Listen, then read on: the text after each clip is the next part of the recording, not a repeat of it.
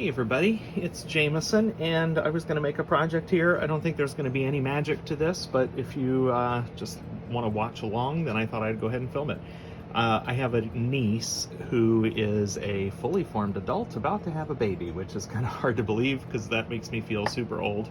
Her baby's, it's a girl that's coming, and she's coming in the next few weeks, and her baby's room is decorated in pink and gray, and there's a little bit of an elephant theme. So I went to the interwebs and I found this photo that I thought would be really cute inspiration for a panel that I can make for her and frame and send as a baby gift.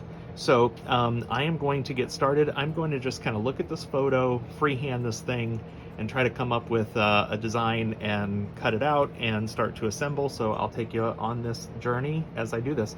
I've got napkin handy here with some glass cleaner. I've got my Sharpie as I try to sketch this out. I'm sure I'm going to end up redoing it and then redoing it again and then redoing it again. So because my artistic abilities are not great. I probably could print this out and trace it. You know, as a matter of fact, that's actually a great idea. I'm probably going to print this out and trace it, so stand by. Here I'm using my USB plug-in LED light board. It doesn't look very bright, but it sure did get the job done, and it's perfect for this kind of project.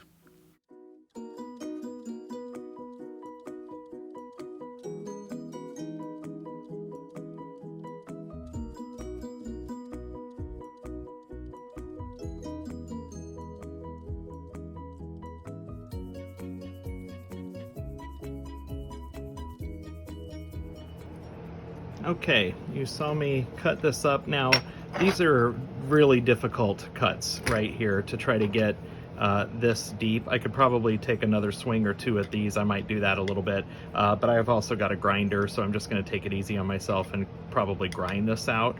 Like I said, I might take another swing at this. I just don't want to break this trunk off, so I'm being real careful here. Same here, I can just hit that with the grinder and kind of smooth that out and get that inner cut a little bit.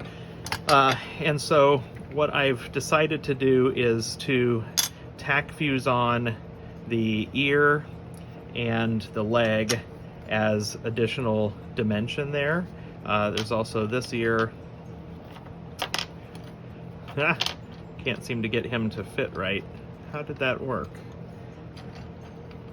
You know what, let's see, I broke off that elephant head a little too sharp. Well, I'm gonna clean him up then to make that fit, and then that'll be my my piece. And so I need to do a little tail too. I'll just grab a piece of scrap here and do the tail.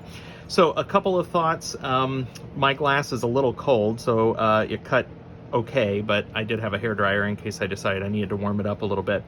You may have seen me using my Silberschnitt running pliers. I've used these before. There's a link in my profile to Amazon where you can buy these. They're not cheap, but I love them. It's got this little swivel wheel on it, which means you can kind of come at a line in many different directions, and I think they're quite nice actually. So sometimes really good tools are worth investing in, and this is one that I had. So if you saw me using this and was wondering what that is, that's what that is. It can help you break curves out a little bit more. Not an expert on these, so that's about the extent that I want to talk about them, but to the point that you might be interested in them, that's what they are. Silberschnitt.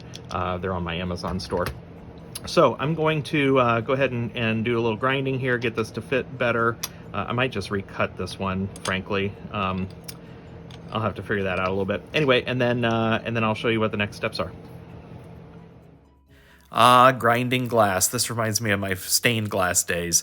I ran this video in fast motion, so the grinder head looks like it's spinning kind of weird there. And I realized I forgot to there's a stainless steel guard I forgot to put in there, so shame on me. But anyway, this thing works really well. There's a second layer that I used. It's a second level that allows you to put a smaller grinder bit on it, and so that's what I'm using here. Sorry for the close-up of the gross fingernails, but this grinder gets the job done. It's the Grinder by Technoglass. I'm real pleased with it. I bought it used, and I like it a lot.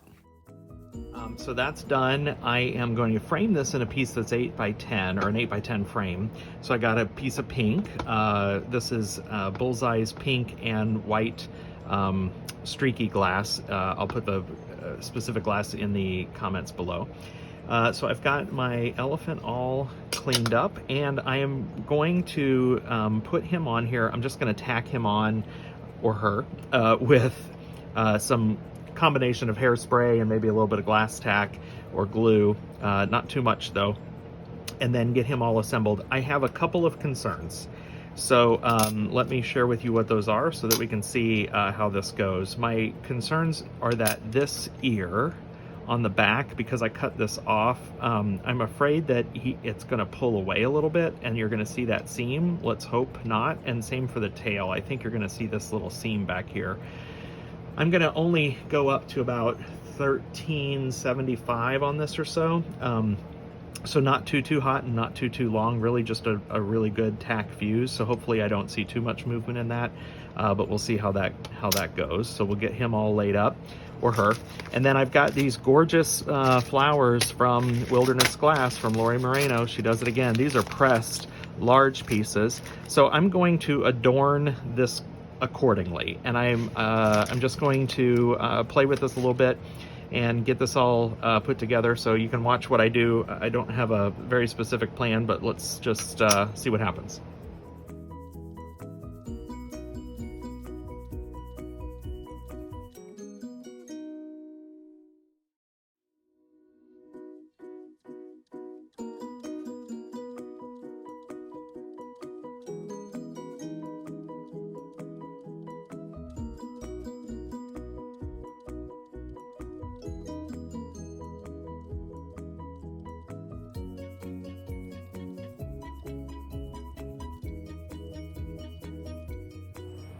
Okay, I think this is it.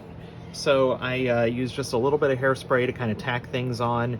As you saw, I just kind of decided to go a little crazy with the flowers here coming out of the elephant's trunk. Had a little black little dot that I used for the eyes. For the elephant's toenails, I used some of the leaf murini. I just thought that was kind of cute. I like to include a little ladybug for good luck, so I did that down here in the corner. I'm tempted to keep going and like keep doing things to it, but sometimes simpler is better, and so I think I'm just done. I think I just need to walk away, let this dry. I'll very carefully take it over to the kiln. And you know, there's a lot of depth to this when you count your layers. There's 1, 2, you know, kind of 3, 4, depending on how high you consider that ladybug.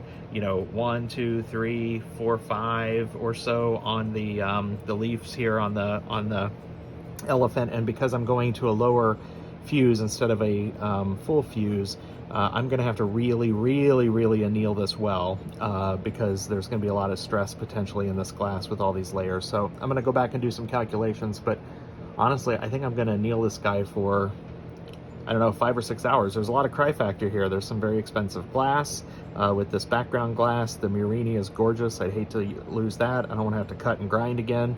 So pretty high cry factor. I think I'll put this in up to about 1375 for, I don't know, maybe about 10 minutes in my kiln. I'll think through that a little bit, and then I'm going to anneal it for a long time. But I'll show you what it looks like when it comes out.